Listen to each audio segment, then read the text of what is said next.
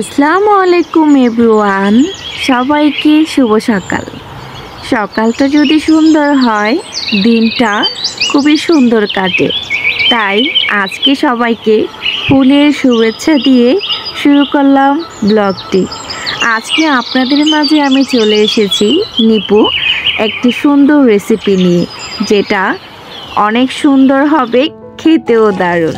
যারা শুটকি লাভার আছেন তাদের তো অবশ্যই রেসিপিটা ভালো লাগবে।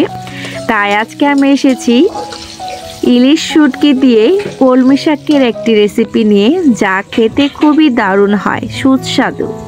এখানে জাস্ট আমি 3টা মশলা দিয়ে আজকে শুটকি তরকারিটা রান্না করব। আর এখানে আমি নিয়েছি একদম ফ্রেশ তাজা কলমি শাক, যেটা দেশি কলমি চিকন চিকন, সেটা নিয়েছি আমি। এখানে কিন্তু একদম ক্লিন করে রেখেছি। আর কড়াইতে এখানে আমি দিয়ে দিয়েছি কাঁচামরিচ আর হচ্ছে পেঁয়াজ, আর কিছুই না। আর এই যে আমার শুটকিটা একদম ক্লিন করে হালকা গরম পানিতে, মানে কুসুম গরম পানিতে ভিজিয়ে রেখেছি। আর এখানে মশলার মধ্যে শুধু হলুদের গুঁড়ো, মরিচের গুঁড়ো আর হচ্ছে একটু ধনিয়ার গুঁড়ো দিয়েছি। যেহেতু আজকে আমি ইলিশ শুটকি দিয়ে শাকটা রান্না করব, তাই এখানে আমি রসুনটা ব্যবহার করিনি, স্কিপ করে গিয়েছি। মশলাটা কষানো হয়ে গেলে হালকা আরেকটু পানি দিয়ে কষিয়ে নিব। উপরে তেল ভেসে উঠেছে দেখেন।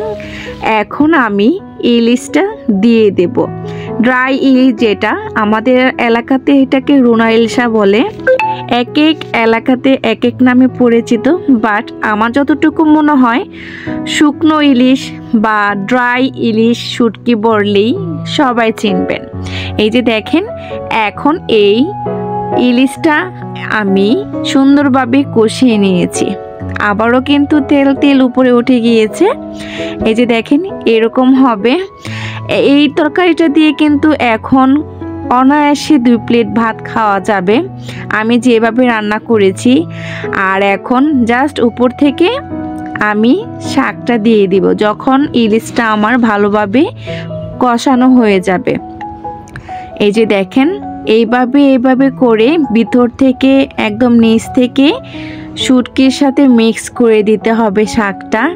বেশি সময় লাগবে না, জাস্ট এটা রান্না করার জন্য যখন শুটকিটা কষানো হয় ওই সময়টাতে একটু সময় লাগে। আর শাকটা দেওয়ার পর 2 থেকে 3 মিনিটের মধ্যে রান্নাটা কমপ্লিট হয়ে যায়। এই যে দেখেন, শাক থেকে কি সুন্দর একটা স্মেল আসছে, যেটা তো আপনাদের আমি দিতে পারছি না, আমি পাচ্ছিলাম। আমার কিন্তু রান্নাটা অলমোস্ট কমপ্লিট হয়ে গিয়েছে। এই যে দেখেন, কালারটা কিন্তু একটু যখন হয়ে যাবে, পুরো হয়ে যাবে, তখন এরকমই আসবে।